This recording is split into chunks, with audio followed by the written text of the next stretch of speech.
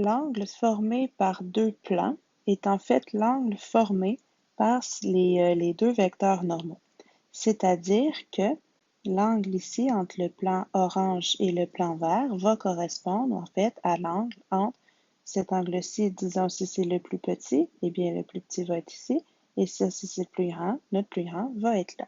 Et donc si on a nos deux plans et qu'on trouve les deux vecteurs normaux, eh bien l'angle entre les vecteurs normaux va correspondre à l'angle entre nos plans. Encore une fois, on veut travailler avec le plus petit angle, donc le plus petit angle, ce qui veut dire, n'oubliez pas de venir mettre vos valeurs absolues. Donc, c'est exactement la même formule qu'on a vue précédemment pour l'angle entre deux droites, puisque c'est l'angle entre deux vecteurs qui va nous permettre de déterminer l'angle entre nos deux plans. Maintenant, position relative d'une droite et d'un plan. Eh bien, si j'ai une droite, la droite peut se positionner de trois façons par rapport à mon plan. Premièrement, la droite peut être à l'extérieur de mon plan. Donc, elle peut être perpendiculaire à mon vecteur normal et en plus, elle a un point qui appartient à la droite qui n'appartient pas à mon plan. Donc, si la droite n'est pas incluse dans le plan, comment je fais pour savoir? Elle est perpendiculaire à mon vecteur normal et elle a un point P qui est élément de la droite mais qui n'est pas élément du plan. Contrairement à la droite qui est dans le plan. Qu'est-ce que ça veut dire que la droite soit dans le plan? Eh bien, son vecteur directeur va encore une fois être perpendiculaire à mon vecteur normal, mais le point P, qui est élément de la droite, va également lui aussi appartenir au plan. Et donc, dans un premier cas, on n'a aucun point d'intersection, alors que dans le deuxième cas, le point d'intersection, qu'est-ce que c'est? Eh bien, ce sont tous les points qui appartiennent à la droite et au plan, et ça se trouve être tous les points qui sont sur la droite. Donc, il va y avoir une infinité de points d'intersection, et tous ces points-là vont avoir comme équation la droite. Lorsqu'on se retrouve dans cette situation-ci aussi, souvenez-vous que U1 et U2 sont des vecteurs directeurs de mon plan. Eh bien, mon vecteur V, qui est le vecteur directeur de ma droite, va être une combinaison linéaire de U1 et de U2. Donc, non seulement V va être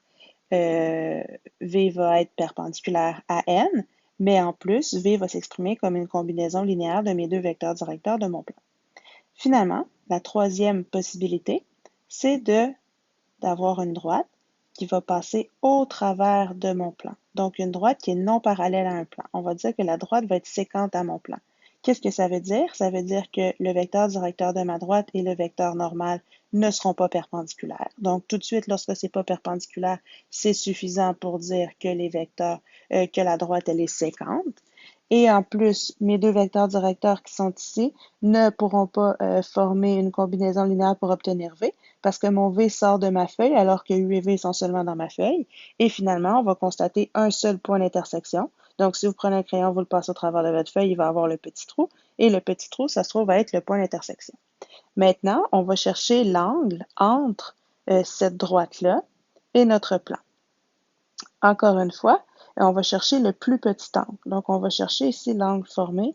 Je vais essayer de faire un dessin. Donc, si on va chercher cet angle formé-là qui va être ici. Comment on va faire pour le trouver? Eh bien, il va falloir procéder en deux étapes. Ce qu'on va faire, c'est qu'on va tracer notre vecteur normal à notre plan. On va avoir le vecteur directeur de notre droite. Donc, on va avoir ici un vecteur directeur de notre droite que je vais appeler U1. Et puis, avec notre formule, cosinus de alpha va être égal au produit scalaire que je vais mettre en valeur absolue de mes deux vecteurs. Donc, c'est la même formule qu'on utilise depuis le début, sauf que là, le nombre des vecteurs a changé. Et le petit alpha, c'est l'angle qui est ici. Et donc, ça va être l'angle entre le vecteur normal et le vecteur directeur et la droite. Mais nous, on veut l'angle avec le plan. Ce qui veut donc dire que l'angle recherché, c'est l'angle θ. Alors, vous devrez faire très attention parce que pour trouver θ, vous devrez faire 90 degrés moins le alpha que vous allez avoir trouvé en faisant la formule qui est ici. Donc, faites attention, on a une étape supplémentaire. On va pratiquer. Donc, exercice de compréhension. On va regarder ensemble comment déterminer la position relative des droites, trouver un point d'intersection s'il y a lieu et trouver un angle entre le plan et la droite s'il y a lieu. Alors, soit la droite D et le plan suivant. Donc, la droite, elle a un vecteur directeur U qui est 3, moins 4 et 1. Ensuite, j'ai un plan qui est écrit sous la forme cartésienne et donc, je peux tout de suite en extraire un vecteur normal. Le vecteur normal, qu'est-ce que c'est? C'est 3, moins 1 et 3.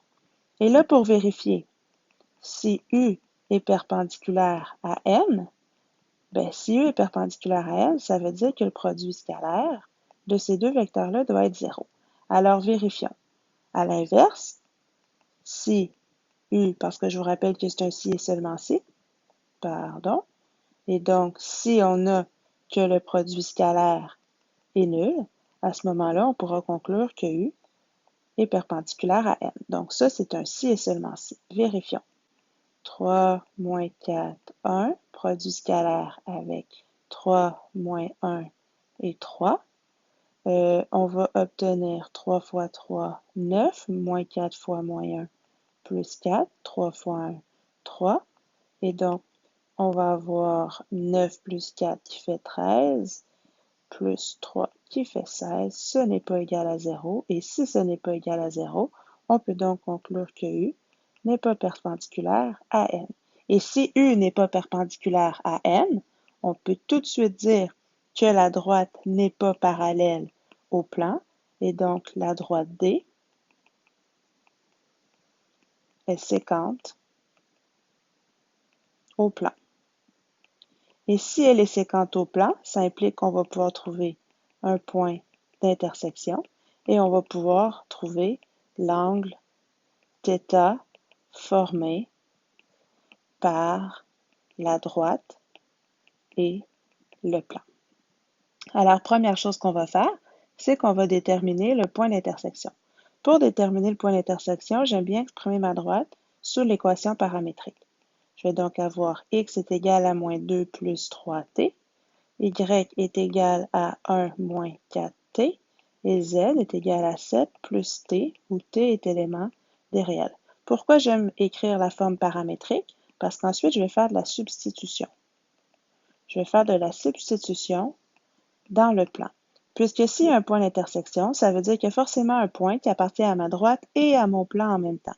Et donc, en substituant notre droite dans l'équation du plan, on va pouvoir trouver éventuellement les composantes x, y, z du point qui satisfont les deux équations en même temps. Et donc, si les deux équations en même temps sont satisfaites, on a trouvé le point d'intersection.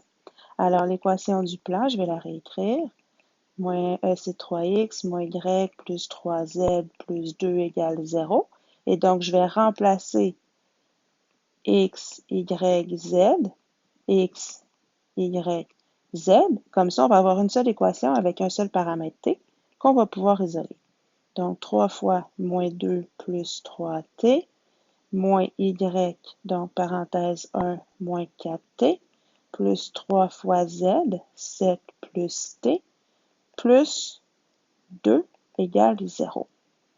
Ce qui veut donc dire que moins 6 plus 9t, moins 1 plus 4t, plus 21 plus 3t plus 2 égale 0.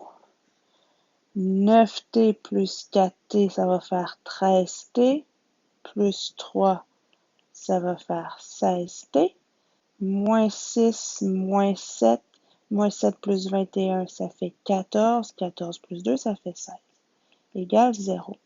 Je vais envoyer mon moins 16 de l'autre côté, et de là, on va pouvoir conclure que t est égal à moins 1. Et donc, si t vaut moins 1, on vient remplacer. On va obtenir que x va être égal à moins 2 plus 3 fois moins 1.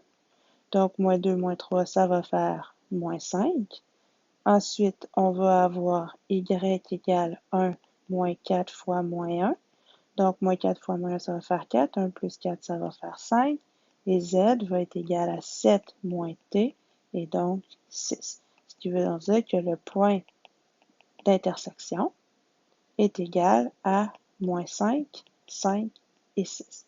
Alors voilà pour la question numéro 1. Maintenant, déterminer l'angle entre D et le plan. Donc, on a ici un plan et on a une droite. Et là, ce plan-là a un vecteur normal. Vecteur normal qui est ici. Donc, je vais changer de couleur. Je vais dire que ça, c'est mon vecteur normal. Et puis là, nous, à l'aide de notre formule, on va être en mesure de trouver cet angle-ci, qui va s'appeler alpha. Et lui, on va pouvoir le trouver avec la formule que j'ai nommée tantôt. Mais ce qu'on cherche, nous, c'est l'angle avec le plan. C'est donc l'angle θ qui est en vert. Alors, il faut faire très attention, il y a une petite étape supplémentaire. Alors, le cosinus de alpha, c'est le produit scalaire en valeur absolue parce qu'on veut le plus petit angle entre notre vecteur normal du plan et notre vecteur directeur de notre droite sur la norme du vecteur normal fois la norme du vecteur directeur de la droite. Il va falloir faire un arcos pour isoler pour isoler alpha, pardon. Ce qui veut donc dire, le vecteur normal, c'était 3 moins 1, 3, fois le vecteur directeur qui est U. Le vecteur directeur, c'est 3 moins 4, 1. Sur la norme, donc 3 au carré plus 1 au carré plus 3 au carré en valeur absolue, fois la norme 3 au carré plus 4 au carré plus 1 au carré. Ceci va donner 3 fois 3, 9, plus 4 plus 3 sur 3 au carré, ça va faire 9. 9 fois 2, ça va faire 18 plus 1, ça va faire la racine de 19. Fois 3 au carré, ça fait 9. Plus 4 au carré, ça va faire 16, ça va faire 25. 25 plus 1, ça va faire la racine de 26.